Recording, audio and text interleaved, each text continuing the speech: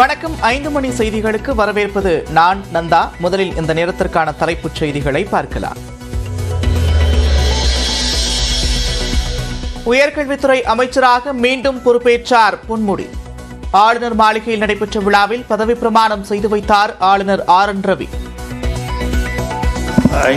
பொன்முடி என்னும் நான் சட்டப்படி அமைக்கப்பெற்ற இந்திய அரசியலமைப்பின்பால் உண்மையான நம்பிக்கையும் மாறா பற்றும் கொண்டிருப்பேன் என்றும் இந்திய நாட்டின் ஒப்பில்லாத முழுமுதல் ஆட்சியையும் ஒருமையையும் நிலைநிறுத்துவேன் என்றும் தமிழ்நாட்டு அரசின் அமைச்சராக உண்மையாகவும் முழச்சான்றின்படியும் என் கடமைகளை நிறைவேற்றுவேன் என்றும்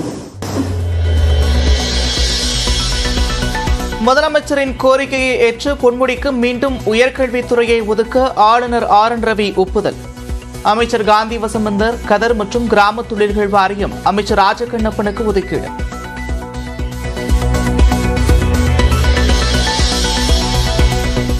மீண்டும் அமைச்சராக பொன்முடி பதவியேற்றதால் திமுகவினர் உற்சாகம்.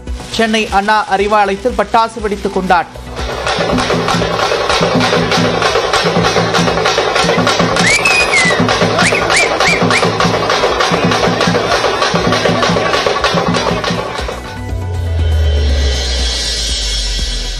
சட்ட விதிகளை மீற வேண்டும் என்று ஆளுநர் RN ரவி நினைக்கவில்லை என்று உச்சநீதிமன்றத்தில் அட்டர்னி ஜெனரல் விளக்கம்.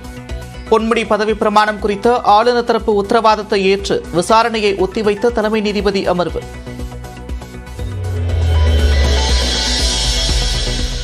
அமலாக்கத்துறை வழக்கிலிருந்து தன்னை விடுவிக்க கோரி முன்னாள் அமைச்சர் செந்தில் பாலாஜி தாக்கல் செய்த மனு வரும் 28ஆம் தேதி உத்தரவு பிறப்பிக்கப்படும் என்று சென்னை முதன்மை அமர்வு நீதிமன்றம் அறிவிப்பு.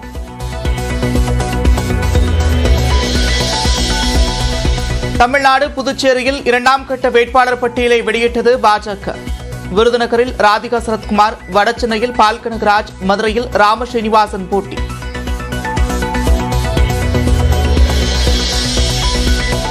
பாஜக சார்பில் திருப்பூரில் AP முருகானந்தம், தஞ்சையில் M முருகானந்தம், நாமக்கலில் KP ராமலிங்கம் களம். தாமரை சின்னத்தில் தென்காசி தொகுதியில் ஜான் பாண்டியன், சிவகங்கையில் தேவநாதன் போட்டியின் அறிவிப்பு.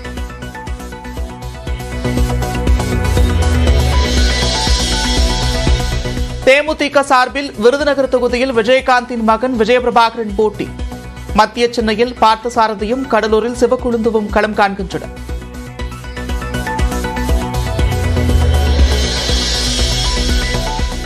பெரம்பலூர் தொகுதியில் போட்டியிட திமுக வேட்பாளர் அருண் நேரு வேட்புமனு தாக்கல். மாவட்ட ஆட்சியரிடம் மனுவை தாக்கல் செய்தார்.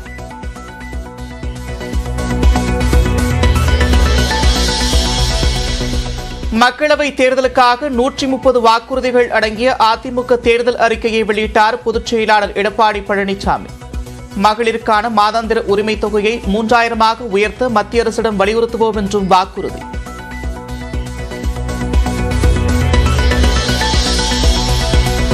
ஆளுநர் நியமனத்தில் மாநில முதலமைச்சரின் கருத்தை மத்திய அரசு கேட்க வேண்டும் என்று அதிமுக வலியுறுத்தல். சென்னையில் உச்சநீதிமன்ற கிளையை அமைக்க மத்திய அரசிடம் வலியுறுத்தப்படும் என்றும் வாக்குறுதி.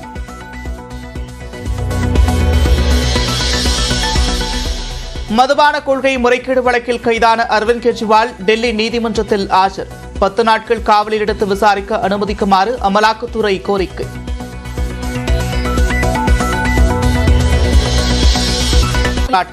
தடையை மீறி போராடியதாக கூறி வலுக்கட்டாயமாக காவல்துறை கைது செய்ததால் தள்ளுமுள்ளு.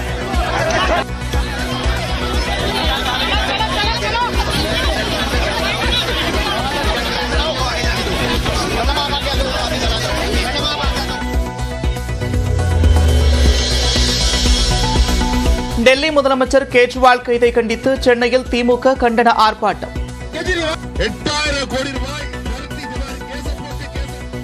MP தயாநிதி மாறன் தலைமையில் தெற்கு ரயில்வே தலைமை அலுவலகம் முன்பாக போராட்டம். காஞ்சிபுரத்தை தவிர்த்து 9 மக்களவை தொகுதிகளுக்கான வேட்பாளர் பட்டியலை அறிவித்த பாமக. அரக்கோணத்தில் பாலு, கடலூரில் தங்கர்பச்சான் போட்டி.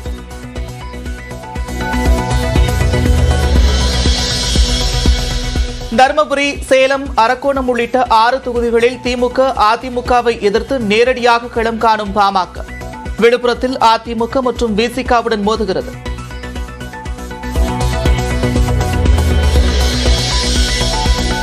தமிழ் மாநில காங்கிரஸ் சார்பில் ஈரோட்டில் விஜயகுமாரும் ஸ்ரீபெரும்புதூரில் வேணுகோபாலும் போட்டி. தூத்துக்குடி தொகுதி வேட்பாளர் நாளை மறுநாள் தேர்வு என்று ஜி.கே. வாசன் அறிவிப்பு.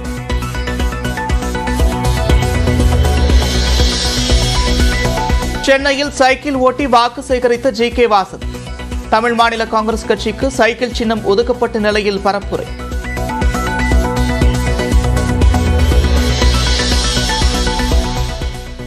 கன்னியாகுமரி, விருதுநகர், கரூர், கிருஷ்ணகிரிக்கான வேட்பாளர்களை இறுதி செய்தது காங்கிரஸ் தலைமை.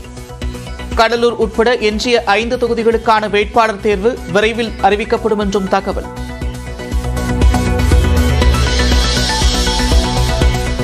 ராமநாதபுரம் மக்கள் நீதியின் பக்கம் நிற்பார்கள் என்று பாஜக கூட்டணி வேட்பாளர் ஓ பன்னீர்செல்வம் கருத்து. தனது போராட்டம் நீதிக்கும் அநீதிக்கும் இடையிலானது என்றும் பேட்டி.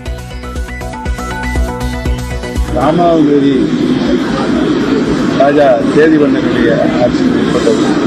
அந்த வாழ்கின்ற மக்கள் நீதியின்படி தர்மத்தின்படி நீதி வழங்குவார்ந்த நம்பிக்கை கடந்த கால ஒரு வரலாறு. ஆகவே இன்றைக்கு தொண்டர்கள் உரிமையை மீட்கின்ற தர்ம யுத்தத்தில் ஈடுபட்டிருக்கின்றன. நீதி கேட்டுதான் அந்த நீதிக்கு உரிய தீர்ப்பை வழங்குகின்ற மக்கள் ராமநாத மக்கள் என்பதை எண்ணித்தான் அந்த மக்களவைத் தேர்தலில் நாம் தமிழர் கட்சிக்கு மைக் சின்னம் ஒதுக்கியது தேர்தல் ஆணையம். இனி கரும்பு விவசாய சின்னத்திற்கு உரிமை கோருவதில் சிக்கல். 2G வழக்கில் ஆராசா கனிமொழி விடுதலைக்கு எதிராக சிபிஐ தொடர்ந்த மேல்முறையீட்டு மனு விசாரணைக்கு ஏற்பு. டெல்லி உயர்நீதிமன்றம் உத்தரவு. பூட்டான் சென்ற பிரதமர் நரேந்திர மோடிக்கு கலை நிகழ்ச்சிகளுடன் உற்சாக வரவேற்பு. பூட்டான் நாட்டின் உயரிய விருது பிரதமர் மோடிக்கு வழங்கப்பட்டது.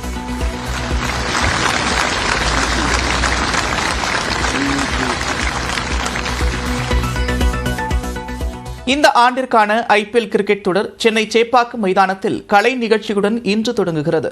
முதல் போட்டியில் Chennai super Kings, Bengaluru Royal Challengers அணிகள் மோத இருக்கும் நிலையில் மைதானத்தில் ரசிகர்கள் குவிந்து வருகின்றனர். இதுகுறித்த கூடுதல் விவரங்களோடு களத்திலிருந்து நமது செய்தியாளர் சடையாண்டி இணைகிறார்.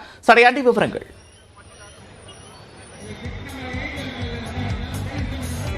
நந்தா, 17வது ஐபிஎல் கிரிக்கெட் தொடரின் முதல் போட்டி இன்னும் சற்று நேரத்தில் சென்னை சேப்பாக்கம் மைதானத்தில் களைகட்ட காத்திருக்கிறது.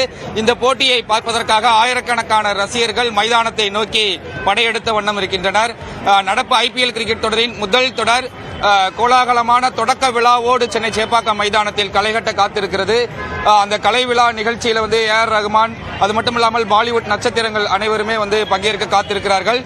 சென்னை ரசிகர்களுக்கு மட்டுமல்ல, ஒட்டுமொத்த இந்திய ரசிகர்களுக்கும் இது டபுள் ட்ரீட் என்றுதான் சொல்ல வேண்டும். ஒருபுறம் ஐபிஎல் கிரிக்கெட் தொடரின் தொடக்க விழா, மறுபுறம் சென்னை சூப்பர் கிங்ஸ் மற்றும் ராயல் சேலஞ்சர்ஸ் பெங்களூரு அணிகள் பலப்பரீட்சை நடத்தக்கூடிய ஒரு முக்கியமான ஒரு போட்டி. நடப்பு சாம்பியனான சென்னை சூப்பர் கிங்ஸ் அணி முதல் போட்டியில வெற்றியோடு கணக்கை தொடங்க மிக தீவிரமான வலைப்பயிற்சியில் ஈடுபட்டிருந்தார்கள். 2 அணிகளிலுமே நட்சத்திர வீரர்கள் நிறைய பேர் இருந்தாலும் சென்னை சூப்பர் கிங்ஸ் அணியின் கேப்டனாக ரித்துராஜ் கெய்க்வாட் முதல் போட்டியில் களமிறங்க காத்திருக்கிறார். அதே போல பெங்களூரு அணியில் விராட் கோலி இருந்தாலும் டூப்ளசி கேப்டனாக நமது முன்னாள் சென்னை சூப்பர் கிங்ஸ் அணியின் வீரராக இந்நாள் பெங்களூரு அணியின் கேப்டனாக இன்று களமிறங்க காத்திருக்கிறார். 2 அணிகளுமே சமபலத்தோடு விளையாடுவதால ஆட்டத்தில் அனல் பறக்கும் என்று எதிர்பார்க்கலாம். மைதானத்தை சுற்றி நூற்றுக்கணக்கான போலீசார் பாதுகாப்பு பணியில் ஈடுபடுத்தப்பட்டிருக்கிறார்கள். தேர்தல் நேரம் என்பதால் தீவிர கண்காணிப்பு பணிகளும் ஈடுபடுத்தப்பட்டிருக்கிறது. அது மட்டுமல்லாமல் ட்ரோன்கள் மூலம் மைதானம் முழுவதுமே காவல்துறையினர் கட்டுப்பாட்டில் கொண்டு வரப்பட்டிருக்கிறது. சென்னையை நோக்கி எந்த பக்கம் திரும்பினாலும் மஞ்சள் படையாக தான் இருக்கு. தோனியுடைய ரசிகர்கள், சென்னை சூப்பர் கிங்ஸ் ரசிகர்கள் என மைதானத்தை சுற்றி எந்த புறம் திரும்பினாலுமே மஞ்சள் கலரை நம்மால் பார்க்க முடிகிறது. அந்த வகையில் சென்னை சூப்பர் கிங்ஸ் ரசிகர்கள் நம்மோடு இணைந்திருக்கிறாங்க. இந்த போட்டியினுடைய எதிர்பார்ப்பு எப்படி இருக்குன்னு கேட்கலாம். வணக்கம், எங்கிருந்து வர்றீங்க, எப்படி இருக்கு? ஃபர்ஸ்ட் மேட்சே ரொம்ப ஒரு இம்பார்ட்டன்டான மேட்சா இருக்கு, ஆர்சிபி வர்சஸ் சிஎஸ்கே. ஸோ எப்படி இருக்கு? நான் தருமபுரியிலிருந்து வரேன். ஆக்சுவலி இது என் பல நாள் கனவு. நான் தோனியை கடைசி அவரை பார்த்தே ஒரு டைம்ல ஆச்சு, அதனால தான் வந்தோம். அதுக்கப்புறம் எனக்கு இது ரொம்ப இம்பார்ட்டன்டான மேட்ச். ஃபர்ஸ்ட் மேட்சே வந்ததுதான் சந்தோஷமா இருக்கு. ஓகே, இப்பதான் ஃபர்ஸ்ட் டைம் சேப்பாக்கம் ஸ்டேடியத்துக்குள்ள போக போறீங்களா? எப்படி இருக்கு அந்த எக்ஸைட்மெண்ட்? நல்லா இருக்கு, பயங்கரமா இருக்கு. நல்லா தோனியோட என்ட்ரியை பாக்குறதுக்கு எந்த அளவுக்கு ஆர்வமா இருக்கீங்க? ரொம்ப ஆர்வமா இருக்கேன். Super super. உங்களுடைய எதிர்பார்ப்புகள் என்ன? ஃபர்ஸ்ட் மேட்சே ஒரு முக்கியமான ஒரு மேட்சா தான் பார்க்கப்படுது. ரொம்ப வருஷம் கழிச்சு சென்னை சேப்பாக்கம் மைதானத்துல தொடக்க விழா எல்லாம் நடைபெற இருக்கு. எப்படி ஃபர்ஸ்ட் ஆஃப் ஆல் வந்து தோனி கேப்டன்சி விட்டது எங்களுக்கு ரொம்ப வருத்தமா இருக்கு. பட் ஆனால் அது வந்து ஒரு டீமோட பெட்டர்மெண்ட்டுக்காக தான் அவர் பண்ணியிருக்காரு. பட் நாங்கள் ரொம்ப எக்ஸைட்டட் தோனியை பார்க்கறதுக்கு. ஐ திங்க் இதுதான் அவரோட லாஸ்ட் சீசன் சொல்றாங்க. பழையபடி வந்து ஒரு முடியெல்லாம் வச்சுட்டு ஃபேன்ஸ்க்காக இன்ஜூர்ட் நீயோட இன்னொரு சீசன் விளையாடணும்னு அவர் வந்திருக்காரு. கண்டிப்பா we are going to celebrate தலை. ஸோ அதனால தோனி இந்த கண்டிப்பா நாங்கள் எக்ஸ்பெக்ட் பண்ணிட்டு இருக்கோம். சேம் வந்து தோனி அண்ட் விராட் கோலி ஆப்போசிட்ல இருக்கிறாரு. அப்கோர்ஸ் அவர் Indian player, we love Virat Kohli. நாங்கள் வந்து ரொம்ப எக்ஸைட்டடா இருக்கிறோம். We want to celebrate Dhoni. அதனால இந்த சீசன் வந்து ரொம்ப எக்ஸைட்டடா இருக்கும். One last season for Dhoni. அதனால நம்ம எக்ஸைட்டட். தோனியுடைய கேப்டன்ஷிப் ரித்துராஜ் கெய்க்வாட் நிரப்புவார்னு ஃபீல் பண்றீங்களா? ரித்துராஜ் கெய்க்வாடுடைய கேப்டன்ஷிப் எப்படி இருக்கும் அப்படின்னு எதிர்பார்க்கிறீங்க? அவர் மகாராஷ்டிரா டீமுக்கு ஆக்சுவலா நல்லா பண்ணிருக்காரு கேப்டன்சி. பிளஸ் அவர் கேப்டனா இருக்கும்போது மற்ற பிளேயர் வந்து கொஞ்சம் ஸ்ட்ரகிள் பண்ணுவாங்க. பட் அவரோட பேட்டிங் வந்து நல்லாவே இருக்கு கேப்டன்சியா இருக்கும்போது. பட் வந்து தமிழ் மக்கள் ஞாபகம் வச்சுக்கணும், சிவாஜி ராவ் கைக்வாடை எப்படி செலிப்ரேட் பண்ணாங்களோ அதே மாதிரி ருத்துராஜ் கைக்வாடை நல்லா செலிப்ரேட் பண்ண போறாங்க. ஏன்னா அவர் வந்து கண்டிப்பா தோனி இவ்வளவு ஈஸியா வந்து அவர் வந்து எல்லாருக்கும் தூக்கி கொடுத்துருக்க மாட்டார். டெஃபினட்டா அவர் வந்து இத்தனை ஒரு 4 இயர்ஸ் விளையாண்டுறதுனால அவர் அப்சர்வ் பண்ணிருப்பாரு. அதனால அவர் ட்ரஸ்ட் பண்ணிருக்காரு. ஸோ தோனியை நம்ம நம்புற மாதிரி கண்டிப்பா ருத்துராஜை நம்புவோம். So we have to support Ruturaj. கண்டிப்பா சிஎஸ்கே ஃபேன்ஸ் எல்லாருமே ருத்துராஜ் சப்போர்ட் பண்ணுவோம். நிச்சயமா ரொம்ப நன்றி ப்ரோ. ரித்துராஜ் கெய்க்வாட கண்டிப்பா நாங்க சப்போர்ட் பண்ணுவோம். தோனியினுடைய இடத்தை ரித்துராஜ் கெய்க்வாட் கண்டிப்பா நிரப்புவாரு. தோனி அவருக்கு பக்கபலமாக இருக்கிறாரு அப்படின்ற மாதிரியான ஒரு கருத்தை வந்து ரசிகர்கள் தெரிவிச்சிருக்கிறாங்க. தோனி இந்த முறை கேப்டன்ஷிப் இல்லை என்றாலும் அவருடைய கடைசி தொடர் அவர் களத்தில் இறங்குறதை எப்படியாவது நாங்க பார்க்க வேணும் அப்படின்ற ஒரு ஆர்வத்தோட தான் சென்னை சூப்பர் கிங்ஸ் ரசிகர்கள் வந்து மைதானத்தை நோக்கி படையெடுத்த வண்ணம் இருக்கின்றனர். இதே போலதான் வந்து கடந்த தொடருக்கு முந்தைய தொடர் கேப்டன்ஷிப்பிலிருந்து விலகிய தோனி வந்து ஜடேஜாவிற்கு விட்டுக் கொடுத்தார். அதே மாதிரி இந்த முறை ரித்துராஜ் கெய்க்வாடுக்கு விட்டுக் கொடுத்திருக்கிறார். அவருடைய கேப்டன்ஷிப் எப்படி இருக்க போது? சென்னை சேப்பாக்கம் மைதானத்தில் கலை நிகழ்ச்சியோடு முதல் போட்டி கோலாகலமாக தொடங்க இருக்கிறது. நிச்சயமா மைதானம் முழுவதுமே வந்து ஒரு விழா கோலம் பூண்டிருக்கிறது என்றுதான் சொல்ல வேண்டும். நந்தா, கவனிக்க முடிகிறது. நன்றி சடையாண்டி விரிவான விவரங்களுக்கு.